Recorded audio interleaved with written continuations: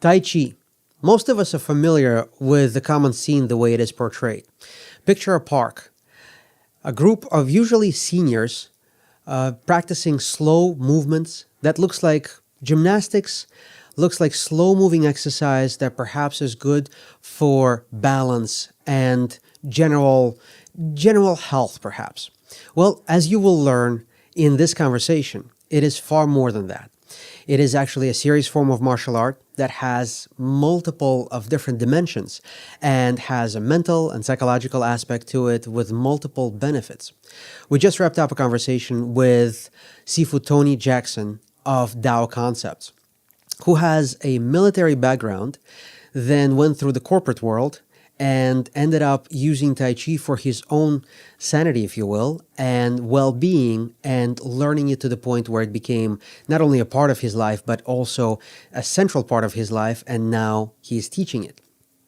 In this conversation, you will learn his journey, but also the different benefits of Tai Chi, the different aspects of Tai Chi, the psychological component, the historical component, and the physical component that makes this such a great form of martial art and, if you will, an exercise, but it's so much more that I hesitate to call it an exercise. So I hope you enjoy this conversation on the Princeton Spine and Joint Center podcast.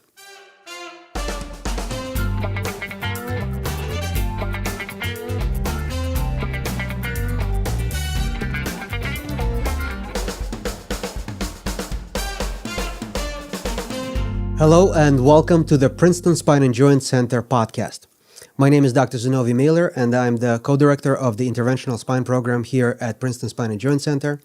And today we're going to be talking about Tai Chi. So I'd like to welcome Sifu Tony Jackson of Dao Concepts located in Ewing, New Jersey. Welcome to the podcast. Thank you. Well, so the topic of our conversation today will be Tai Chi. So what is Tai Chi? Most people in the West think about Tai Chi as this slow-moving form of exercise that's good for people with balance issues, people who don't want high-impact exercises. That's typically what most people think of it as. You know, and old people and women are doing it in the park. In the park, right. That's what you see in the movies, right? Yes. That's most of the time. Yeah. But, of course, there's more to it than that. Absolutely. And we'll definitely get into it. As we get into it, let's start with your journey. How did you get into it? What's your background? So let us know where you started and how you ended up where you are. Sure. Once I got out of the military, I started working in corporate America, and I carried the same unfortunate values to corporate that I had in the military, which was mission first, and you never stop until you complete it. What that got me was more responsibility. And because if you do something well, people like, well, let's not hold everybody accountable. Let's just give this person more work. You know, it turned out I started working 12-hour days, sometimes 16, 18-hour days. It got to the point I go home, you know, say, hi, honey, play with the kid, and then I'm back working till about 11 at night. Right. And that was having a bad effect on my body. Got to the point where I was gaining a lot of weight because of the stress. I would wake up, my heart was pounding, right. And I was getting to the point where I was like, I have to do something. So I started running again, trying to work out, and I'm like, that's not going to work. You know, I had gotten too heavy, and I just hated running in the military. My buddy, he was a vet, and we were working together. He said, Tony, you need to, train with Sifu, Chinese martial arts. And I'm like, oh, he's probably a flake, because I've been training martial arts off and on since age 16. And I've seen good instructors, and I had a lot of bad instructors who were just trying to get your money. So 6 months into it, he finally convinced me, Tony, you got to train with this guy. And I said, all right, I will. But I still didn't. It took 9/11 to happen. I was supposed to be in the city, and I just didn't want to go in the city. I was just too stressed out, didn't want to deal with the traffic. Right. And one day my son, we were walking, and he was holding my hand, and he looked up at me, and he was 4. He said, hey, Dad, you're fat. And that's a wake-up call. Yeah, you can't argue with the logic of a 4-year-old. They only speak the truth. Right. So I realized I got to do something. and 9/11 had just happened. And I was like, I don't want to die. I have survived 2 wars, 2 hot spots. And I'm like, I want to live. So I joined the Kung Fu school. And I was doing Hung Guard. Being an airborne ranger, I'm not going to do that soft, mushy stuff. I was doing Hung Guard. I was like, ah. Right. And I did that for about a year. And my teacher was like, Tony, you need to do Tai Chi. I'm like, I'm not doing Tai Chi. That's for women and old people in the park. And he was like, Tony, you're stressed. You really need to do something different than the external martial arts. So after about 6 months of him talking to me, and finally I came in early one day and said, Tony, join the class. He's my Sifu, so what am I going to do? I joined the class. And from that moment on, I never looked back, and that's been almost 24 years. And the minute I started doing it, I felt different. And I was like, this is what I want to do. And so I started my journey, and most of my Tai Chi instruction has been private lessons, probably about 98% of it because of my schedule. And I was traveling a lot in business, worked a lot in pharmaceuticals. And one of the benefits I started getting out of it is that I didn't have stress. So you're always stressed out in corporate. So when I didn't have that stress, what it was causing me to do was to be able to see where I needed to put my energy at. I call it, the whole building's on fire, but which fire is going to burn the building down? When you're stressed out, every fire looks the same. Right. When you don't have stress, you're able to see the fires that are actually going to cause the business to fail. So Tai Chi gave me that. And one of the principles in martial arts is, are you the tiger or are you the dragon? The tiger reacts. The dragon is wise and able to see, beyond and use its power when it needs to. A tiger, strong, powerful, but it's all instinct and it reacts to things. So I used to be tiger, and then I started becoming a dragon because I said, I'm not going to put my energy here. I'm going to put my energy 3 battles over there. And then I'm going to destroy my objective when I get there. And my boss, he was my second boss out of the military, and he became my business mentor. I looked at this guy, and he's right now the chief procurement officer of one of the pharmaceutical companies, large ones in New Jersey. And I said, how does he do that? It's like he was 10 moves ahead of me all the time. And, equated to chess. He was always ahead of me. I'm like, how does he do that? And then I started doing Tai Chi. Then I started seeing what he was doing. I said, you're using Sun Tzu Art of War, aren't you? And he was like, yeah, you just figured that out, Tony? I was like, yeah, I did. And so then I started closing the gap, and I was able to see his strategies. And he wasn't fighting these little battles, because I would say, Lynn, why aren't you doing something about this? He's like, why am I going to spend energy here when that's going to go away? But this is where I really need to put my energy. And that's what Tai Chi really started doing in business, was giving me that broader sense of strategy, what I had to do in order to drive the bottom line. And it wasn't until, I started working with a consultant, and he was, talking about Pareto's law, the art of simplification, that the Tai Chi and that, course, it just merged into this, awesome business philosophy. Right. So I started using Pareto's law as a weapon. That's the 80-20 rule. I would put 20% of my effort into what was going to drive 80% of the result. And we had phenomenal, turnaround. I remember when we left, I was at Roche at the time. Then we went to AmerisourceBergen. My boss, he said, hey, Tony, what are you doing? I was like, you know what I'm doing? I'm working at the same company you just left. And so he said, you want to join me? I was like, sure. He said, it's probably a shelf life of about 3 years because we're trying to change the industry. So I got there, had no clue about the industry, but it was the change and the ability to simplify was what my boss was looking for. So for 6 months, I didn't do anything except for learn the business. Because how do you fix something unless you understand what's broken about it? Then after that, Pareto's Law. But it got to a point where email was how people did business. I would get 400 emails a day. Got to the point where I said, you know what?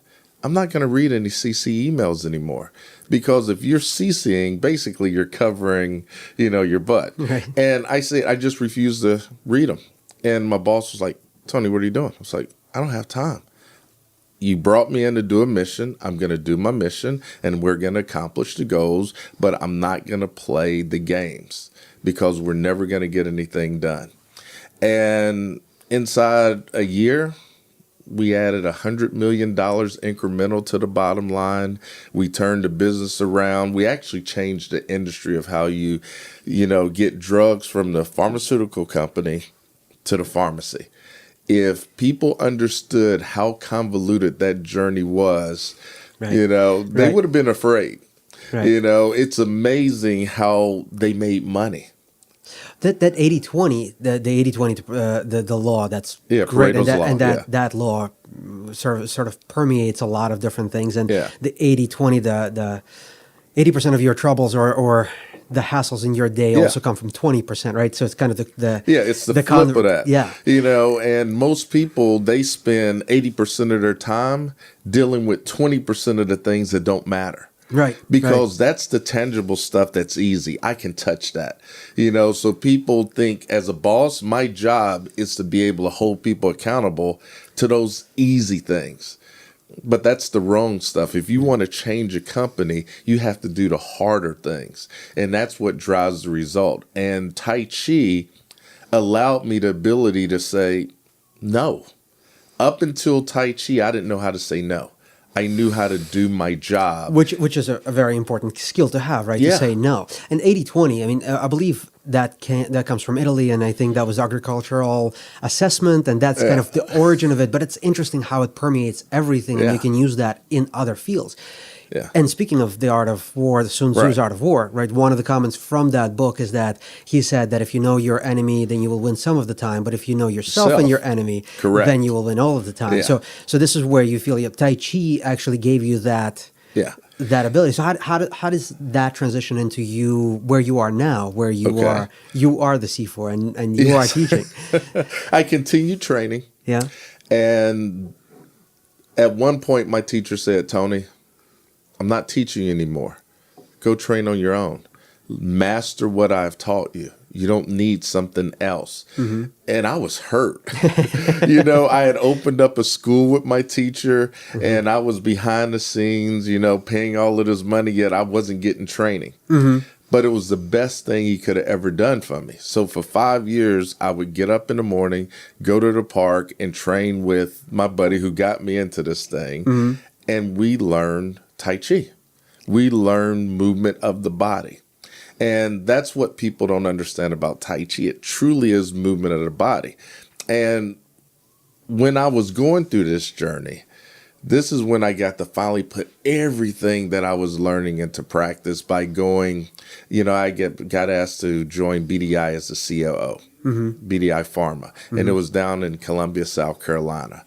And that company was about to fold. Mm-hmm. So after a quarter, the projections were they were going to make maybe 180 something million, but to the bottom line, they were only going to make about 600,000 based on year projections. Mm-hmm. In 9 months, they made 300 million, and they added 6.5 million to the bottom line. And that was Tai Chi. I eliminated all of the stuff that didn't matter. The owners were like, but Tony, what about this? Doesn't matter. You see, these are our goals and objectives. Mm-hmm. These 20% of the things are going to drive 80% of the result.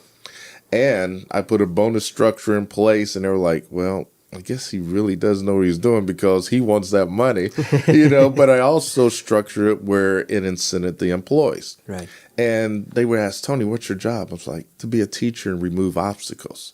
So I met with the directors, the vice presidents, and my job was to remove obstacles and to help them stay focused on that 80-20 rule and the goals and objectives. And after 2 years, great results. The owners were like, okay, we want our company back. And so I was released, but I understood enough now about business where I knew this was going to be the outcome. So I signed a contract up front, and I got my severance. And then I said, what do I want to do? Tai Chi. It came down to Tai Chi. So I started really trying to grow our Tai Chi program. He was focused on, my head instructor was focused on the kids, wushu, the Hung Gar, and I focused on the Tai Chi. And I started growing that business and truly learning how to teach. And it wasn't until about 5 years ago that I took over and started, managing the school myself. And as it is now. Yes. Right. And so, very interesting, right? The Tai Chi is, some people would call it meditation in action. Some people think of it as exercise. Yeah. So if you would, just in broad strokes, take us through the history of Tai Chi, just kind of to get a sense of background, because you talk about something that most people, like you said, think of it as slow-moving exercise in the park for older people. Yeah. But obviously it can and does, when you train in it, it affects the mind, affects the body, affects all different aspects of this. Yeah. So it becomes a way of life. Right. Yeah. So, and as in part demonstrated by the name of your school. Yeah. So take us through the history in broad strokes without getting into too much details, just to get a sense of how it came about to be what it is. Okay. What it is that you know as Tai Chi. Yeah. First of all, Tai Chi is a martial arts. It is the least understood martial arts of all of the martial arts out there, because most people who take Tai Chi don't realize they're taking the martial arts. That's because their instructors don't understand it's a martial arts. There are two theories of how Tai Chi came into existence. You have Dusty Zay. He was considered the founder, and this story is a little far-fetched, this one. And he went to a Shaolin temple, and he said, you all don't understand martial arts. I'm going to teach you. And it's like, how are you going to teach us? I'm going to meditate, and I'm going to meditate for 7 years and, have nothing but water and eat. I think it was the leaves of a plant, so it was very minimal. And he sat there and meditated, and then he proved to him that you all definitely don't understand things. And so he created Tai Chi based on mimicking the moves of the crane and snake. That's the mystical creation of it. Then you have Chin family. Chin family is considered the foundation of all Tai Chi. And then you had Yang family, who was training, Chin style. And he started training the army. And what happened was the generals couldn't do Chin. Chin is very hard. Very hard. And from the very beginning, Chin is a martial arts. There's no doubt about it. Yang, on the other hand, when you look at, and that's what most people in the world take, Yang style Tai Chi. When you think about that, the generals couldn't do the Chin. So what he did was open up the movements, large frame, very slow, so that the generals could do Tai Chi. And so now that became Yang family Tai Chi. Now, what most people don't understand is there's only two forms in the Yang family Tai Chi. That's the 108 step and the 52 straight sword. That's it. Now, what most people do in the world is Yang style Tai Chi.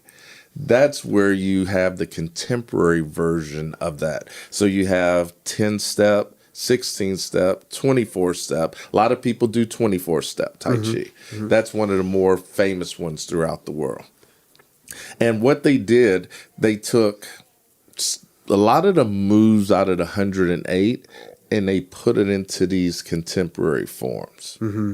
You know, and that's so that when you're competing, it's hard to watch someone do a 30-minute form Right. over and over and over again, competition. Right. So that's why they created 24 step, which is about a 6-minute form. And push hands, is that Yeah. a part of both, or is that Yes. that's It's part of yeah? that's the when you get to the point where you learn the forms, then you start doing the martial.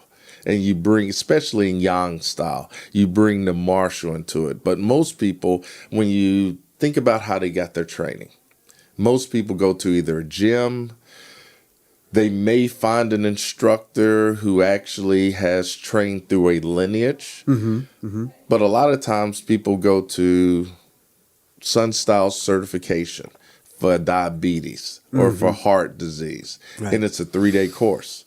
Then they Okay. get their certificate, and now they feel like they're qualified to start teaching. It took me 3 years of doing 24-step yang before I finally felt I knew it. And then it was my teacher who forced me, who finally said, Tony, it's time to start learning something. I was like, no, I'm not ready. And then when I started learning the 48, that's when I started realizing, wow, there's so much more that I don't know in 24 step. Because if you only practice one form, you reach the limits of that form and you perfect it, but you can only perfect it so much because you don't know the breadth of other movements that are out there. Once you start learning the breadth of the other movements, then you can bring that back to your starter form. So when we start people on this journey, we break it down into individual movements that they have to learn, like part the wild horse's mane, brush knee, push palm, just basic walking, you know, grasp the sparrow's tail, pun le jian, you know, and you start doing all of these basic movements. Then you put it together into a form. When you go to a gym, for instance, teacher will say, follow me. And you follow a teacher and you have no clue what that teacher's doing. The teacher doesn't break down the movements. And so you're just kind of like, man, what is this? It's okay. It's not optimum, but that's an okay way to learn it. You know, but if you ever go to a, you know, maybe in business you learn this exercise, you get people in a circle. And you say, all right, I'm going to say something here and whisper it into your ear. By the time it gets to the other person, it's a totally different message. The old kids game, right? So now imagine something that's been passed down for hundreds and hundreds of years. And now you have different people, different, you know, male version, female version, and it's passed down through all these lineages.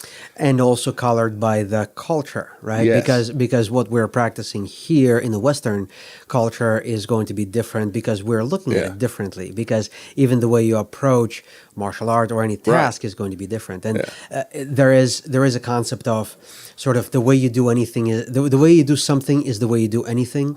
And the old parable from Japan is a samurai looking for a master and looking at the tea ceremony master and looking at the way he's pouring tea, just one cup of tea, and then bowing and saying, "Will you be my master?" Because if you can do such a simple task with such mastery that you've paid attention to those details and you are able to translate that into the rest of your life, which obviously feeds into Tai Chi, really going into the rest of your life and you know, addressing the way you approach business, the way you approach your family life, and so on. So is there such a thing as a typical Tai Chi student? No. Okay, fair enough. Absolutely not. It depends, because back to your point in how they do things in the West, what they understood, when you start moving slow, even though it's a martial arts and you're building foundation, you're moving real slow, they recognize one of the ancillary benefits of that is, I didn't have any stress. And so then you get a few Westerners who are doing it and they're like, wow, no stress. Then they come back to the West. And what happens is we're lazy. We want everything immediate. We don't want to work for anything. Right. We're that very fast society. Everything has to happen now, immediate gratification. So they just said, just give me the stress relief benefits. Right. I don't want that other stuff. Right. And so that's what you see most people who practice Tai Chi, it's just about stress relief. Mm-hmm. That's only one aspect of Tai Chi. But if that's the only aspect you practice, you're never going to find, truly the depth of the Tai Chi and what it can do and the benefits, because you don't know. Well, speaking of benefits, so obviously there's a reason why we're talking about this on our podcast, where we're talking about musculoskeletal care. But there was an interesting article, patient information article published by Harvard Publishing, talking about Tai Chi, and they called it, well, some people say meditation in action, some say medication in action, because of its multitude of benefits. Yeah. And so they've cited multiple benefits, such as improved flexibility, better balance, reduced blood pressure, possible pliability of the blood vessels improvement, right? Obviously stress relief, and so on and so forth. Clearly, these are side effects. In your mind, they are side effects, right? Yeah. What do you see as benefits for your students, or generally for general population? Why would someone decide to practice Tai Chi? Yeah. You asked before, what does a student look like? Mm-hmm. I have a 14-year-old student. I have a 86-year-old student. Okay. That's the range. Sure. All right. The 14-year-old student, he doesn't have a lifetime, I will call it adult BS, that we have to work through. Right. You look at our 40, 50-year-old students, they have this lifetime of thinking that we have to undo so that they can move like a kid again. Mm-hmm. I tell people, if you're doing Tai Chi right, you move like a kid. So think about kids playing and they fall down. They just get up. They don't worry about the fall, and they just laugh and they have fun. Right. An adult falls down. They're worried about, am I going to break a bone? This, that. And so they're afraid of falling because they stop playing. Mm-hmm. Everything is serious for an adult. So we try to bring the play back into the adult, so that they're not so serious. And it goes back to rewiring the brain. Right. When you get into Tai Chi, it starts rewiring your brain, because whether you're left side dominant, right side dominant, see, I did the wrong hand. I'm constantly teaching in front of someone, I'm reverse of you. Right. So in my head, it no longer matters, because in Tai Chi, you're using both sides of the body. Mm-hmm. So you can't be dominant. So for a kid who doesn't have a lifetime of one side being dominant, they pick up Tai Chi like this. Mm-hmm. Now, the mental aspects of it, they don't get. But the physical, it's beautiful to watch how they move. I also teach at the Petty School, so I teach the kids there, helping them reduce stress. Uh-huh. They pick up like this. And they pick up the physical movements and Correct. The stress. They don't have a concept of stress necessarily, but they do, but... Well, kids these days are a lot more stressed than we were growing up. Because, this stress to succeed, go to this college. And in Petty School, they're like very stressed because they want to get into these prestigious colleges. So how do you help them with that? So, one of my students introduced me to the athletic director, and I'm in my second year now of teaching Tai Chi at Petty. Nice. And so each term I may have 14, 15 students. So I'm teaching them now how to deal with stress by 80-20 rule, not having stress. So when you think about our typical student again, a lot of times they have balance issues. Mm-hmm. They're stressed out to the max because of work. So they bring all of these problems into the practice of Tai Chi. Mm-hmm. So we have to get them to stop that stuff. So when you start getting a person to move, they have no coordination, no balance, and they get frustrated because they're like, this is so simple. Why can't I do it? Right. And that's because they no longer understand. They're not kids anymore. They forgot how to play. So now we're trying to reteach these concepts. And so think about Alzheimer's. It starts eroding, the pathways that are hardwired into an adult. What Tai Chi, they say Tai Chi is good for that. Well, they tell you Tai Chi is good for everything, but they say Tai Chi is good for that. Not because it cures it, but what happens is when you start moving in a Tai Chi-like manner, you start creating new pathways, because if you're left side dominant, all of a sudden you start developing, new pathways on the right side of your hemisphere or vice versa. And the Alzheimer's now has to try to erode those new pathways. So if you're doing Tai Chi, you're retraining your brain by me teaching the body. They call it thinking, body, dancing, mind concept. So your body starts doing all of the thinking for you. They tell you every minute you have 60 random thoughts. Your brain is just always firing, and you can't shut it down. That's the reason why people are so stressed, because they have all these random thoughts. So it goes back to that active meditation. Right. That's why they call Tai Chi active, because having someone sit down and meditate, not for everyone. Definitely it's not for everybody. But it is an integral practice of Tai Chi. But the movement itself, so now all of a sudden you're listening to my voice. You're listening to the music. You're focused on the movements that I'm telling you to do. You're focused on coordinating your body. You're focused on not falling down. Now you got 6 thoughts a minute. And so you may be frustrated when you leave because you can't do the movements, but you actually feel good, right? Because your brain just got a big break.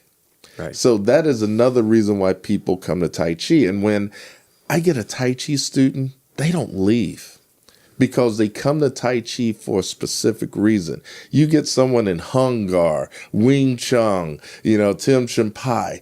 They come there because they want to look good. They want to say, oh, I want to be like Bruce Lee, or It Man. Right. And, so they come there. And then when they realize how hard it is to do these martial arts, or they get injured quickly, they leave.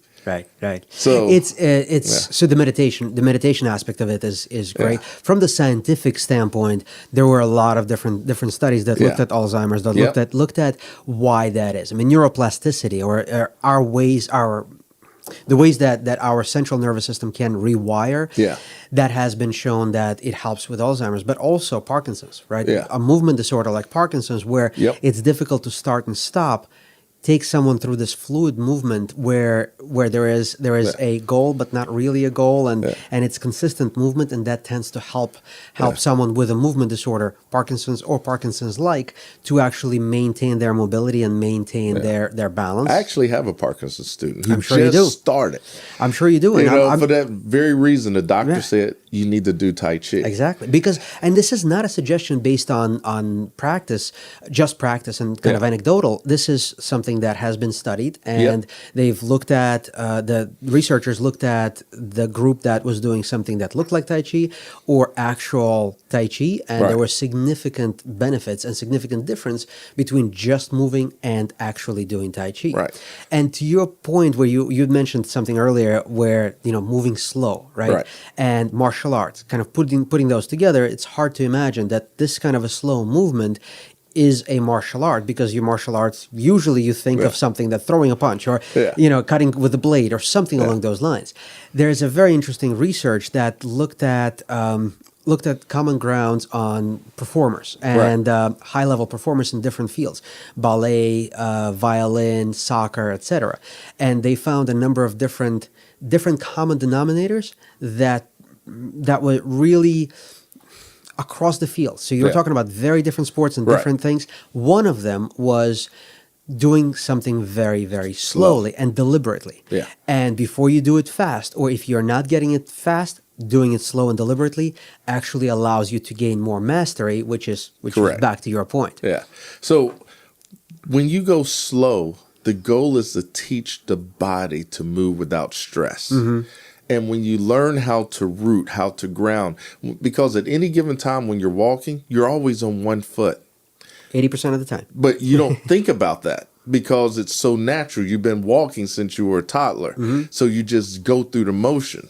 And so let's take someone with Parkinson's. They forget how to walk because their muscles are no longer working. So now we have to consciously teach them how to stop, how to turn their foot out, how to put all of their weight into that anchor leg, then pick up the other leg and step out under control. So learning how to do that kind of movement teaches them now, it starts teaching them how to have conscious control of their body, even though it's fighting against them. So it becomes their body now is going to start learning through these movements. How do I walk now without falling? How do I master this shaking that I have? And it works. You know, my 86-year-old Korean War vet, I love my vets. You know, I want to. Sure. You know, he had a cane when he first came to me 2 years ago. And he was like, Tony, I did all my research and it says I need to do Tai Chi. But it took him a year to get to me. Right. Now he walks with no cane. He dances, he That's great. has fun. But that was because of Tai Chi, reteaching him how to walk. How do you get up out of the chair without stress? And so it's reteaching them about their body. And also teaching them confidence. Yeah. Right? Confidence in their own ability to sustain that balance and to be able to move. Because some people use a cane not just for physical support, but also for psychological support that if they need that third point of support, then It's they there. have it. Yeah. Right. But if you can go through a number of different movements and slow and deliberately, because sometimes, speed is our safety, right? Yeah. But not in those situations. Yeah. You want to be able to go slow and to be able to deliberately do it so that you know that you can and you have reserve. Yeah. And when I saw my Parkinson's student walking, it was this, he was actually shuffling, on the tips of his toes, and he was moving very fast. I'm like, you're a fall waiting to happen. Right. Because the minute you hit a trip hazard, it's going to cause you to fall. Right. What you got to learn how to do is the same thing in Tai Chi walking, what I'm teaching you. Pick up one foot, put it down. Pick up the next foot. You got to slow down your movements in order to retrain your body to have mastery again. And so the next lesson that I saw him, he was moving much better, wasn't shuffling, but this is the conscious thoughts. And this is what Tai Chi teaches you. I can tell you a lot about you just by how you move. Right. So when I get a Tai Chi student, I look at how they move. I can tell what kind of stresses you have in your life, right. And I start telling people stuff. They're like, how did you know? It's how you move, because certain activities create certain kind of stressors in the body. Right. And so when you're learning to take the stress out of the body, that's when you start learning people. So my goal is to learn the body. Now, I don't know the anatomy like you do. Not trying to learn that. But I can help people where physical therapy can't sometimes, because physical therapy is bound by certain limitations. Tai Chi isn't. Tai Chi is about working within the limits of what that person can do. And once they get stronger, then to expand those beyond those limits of what they think is possible. I forgot who said this. The only way to discover the limits of the possible is to go beyond into the impossible. Right. And so I like to push people to that point. Most people aren't ready for the martial arts. I have my 2nd degree black sash in Tai Chi, working on my 3rd, and I still train every Sunday with my teacher, Grandmaster, 3 hours every Sunday. And I still feel like a beginner. Sure. And I want to be able to give people as much depth and understanding as they want in Tai Chi. So if you don't want to go beyond your 1st degree, it's okay. And we start off in Yang style because it's contemporary, it's easy. Yang family is hard. Your first form is 108 steps versus 10 steps. So it takes a lot of mastery to get to that point, and people get frustrated. We're Westerners. We get frustrated very quick. So you got to be able to show them, oh, wow, I accomplished something. Yay. Give them a win and then give them going. Absolutely. And You don't have to master these moves. I don't try to force mastery of the moves initially. I want to get them moving. Once they start moving, then I show them a different form, then a different form. In all of these forms, it's not so much that I'm trying to force forms down them. I'm just trying to continue to challenge them to learn. Because once a person does something so many times, they say, I know it, when they don't know it. Right. So in order to get them to truly understand they don't know it is by showing them something else, which is why I like the fact that I train under a lineage where I'm continuing to learn so I can bring that learning back to my students. By yourself pushing into that impossible, right? Yes. To understand what is possible. Yes. Right. And so we talked about what Tai Chi is and what are some misconceptions about Tai Chi? And I know you've mentioned some already, Yeah. but are there any major misconceptions about Tai Chi? They talk about Tai Chi being able to cure everything. Right. I disagree with that. Uh-huh. But Tai Chi, because it's based on the student, if the student really trains, they can lower their blood pressure because they learn how to breathe properly. They learn how to reduce the stress. If the student is really dedicated and they train properly, then they can help defeat the Alzheimer's that's trying to take their life away. If a student trains hard, then they can overcome Parkinson's. But if a student just goes in there and wants an immediate, quick, get rich, kind of thing, they're not going to benefit. That's the reason why you will have results all over the board. Right. Even with your teacher, if your teacher only says, follow me, because they don't have a depth of understanding about the movements, you're only going to benefit so much. When you can use this as a martial arts, it connects all of these dots that you're learning by doing these basic movements. And it starts getting you to understand Tai Chi in another level. But I don't force that. I don't teach that unless you want to come to those optional classes. Because most people, I just want the stress relief.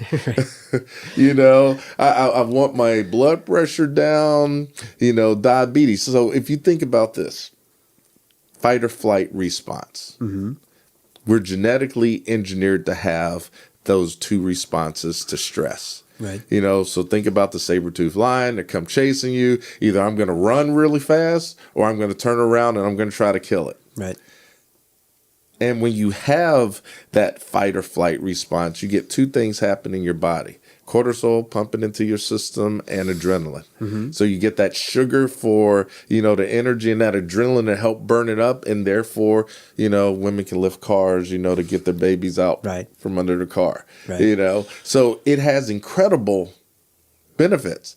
But in modern day society, it's detrimental to the person because you can't run away from a car note. You can't run away from your mortgage. You can't run away from your job. You can't run away from your kids. You can't run away from the responsibilities that modern day society has upon us. So all you do is sit here on your computer or playing a video game and you're not moving. Well, the chronic stress is what you're talking about. Yeah. And that chronic stress has detrimental effects, and Yes. and there are multiple different studies, physiology, and it's a complex interplay between the cortisol and so on, and definitely it does have a lot to do with insulin and glucose and insulin. Hyposensitivity, and there are many different terms that are being challenged right now because research is coming out and showing that, well, this is how metabolic syndrome comes up, and it's not necessarily what we had thought previously, and all of that is kind of an ongoing research, but absolutely, this chronic stress is something that is doing a lot of people in. 70% of most medical-related issues can be traced back to stress. Now, those numbers are hard to pin down. Yeah, right? and that's the problem. And that's one of the misconceptions about Tai Chi. But what I will tell you is modern medicine should be a temporary thing. It shouldn't be I put you on a lifetime regimen of a medicine. And I worked in pharmaceuticals, Right. so I know what the goal was. Right. And it suppresses the symptom. And you never treat the root cause of what happened. Sure. Yes. And Absolutely. and that's why I like what you all are doing. You don't just, suppress what the pain is. You try to fix the pain. Right. Right. So that these people can live better lives. And when you think about what modern medicine does, when you suppress it, it's going to come out again in a different kind of way. And this is what I like about Tai Chi. Let's work through it. Let's get the body moving again, because the number one thing this body is designed to do is to move and move efficiently. When we limit that movement, that's when we start having problems. When we sit on that couch, Right. that remote control, or we're eating our bonbons and potato chips, and I'm a potato chip kind of guy, that's when our bodies start telling us we have problems. And that's why yoga, Tai Chi, are great ways to start moving the body and getting it back in better alignment. Martial arts, just the act of, pushing your body beyond what you think it's capable of. That has a huge boost up here.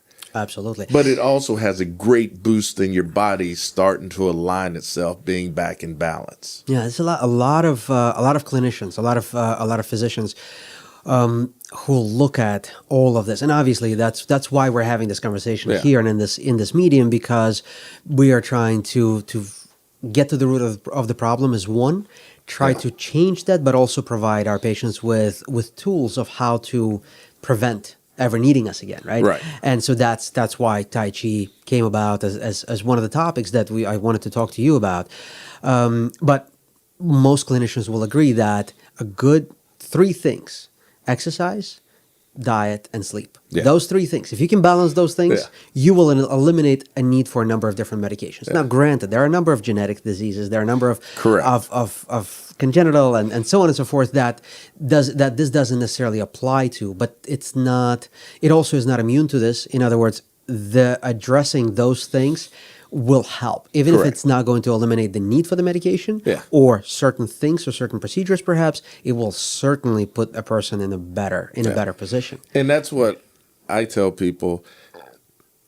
Don't think you don't need medicine. They work hand in hand. That's a misconception. Absolutely. If I do Tai Chi, I don't need to do anything else. That can be a recipe for disaster because it depends, right? Just like you said, it depends on the person. Correct. Because for certain people, there is absolutely a way to get away from some of the medications that they're on, but it needs to be a gradual, observed way. And it needs to be worked in conjunction with the doctor.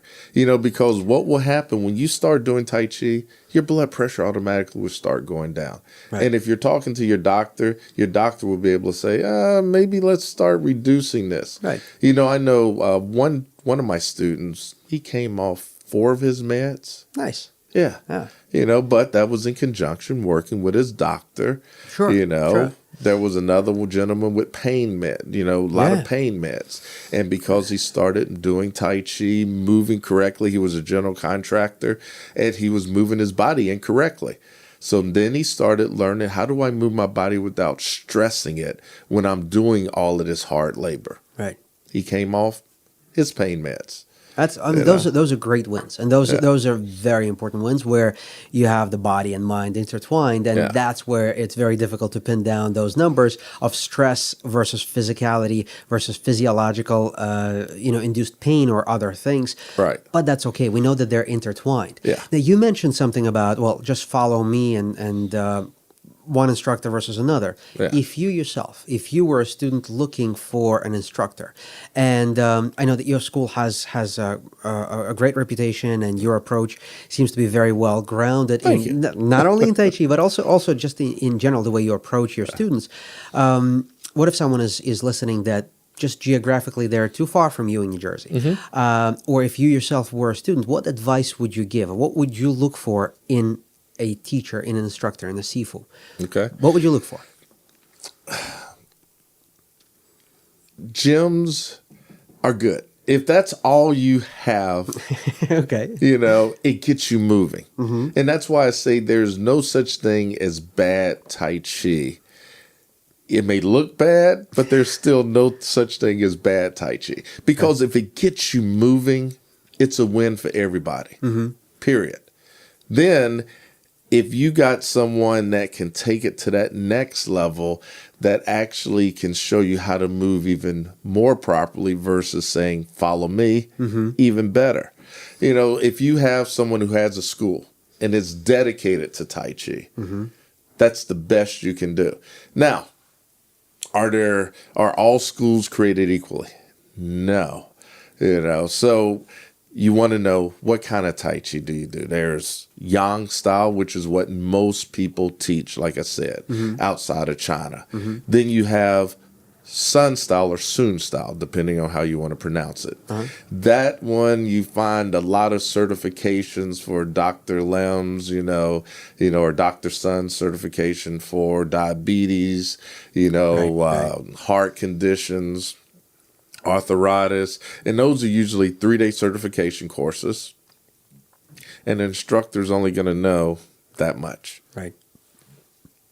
Still not bad. Right. Then you have, Chin style Tai Chi. There's Wu, Wu Ho, then there's Chin. And Chin, that's a tough one. Most people will not want to do Chin, and I don't recommend Chin style, especially if you're older and you have issues. If you're younger and your body's great, go to Chin up front because your body can handle it.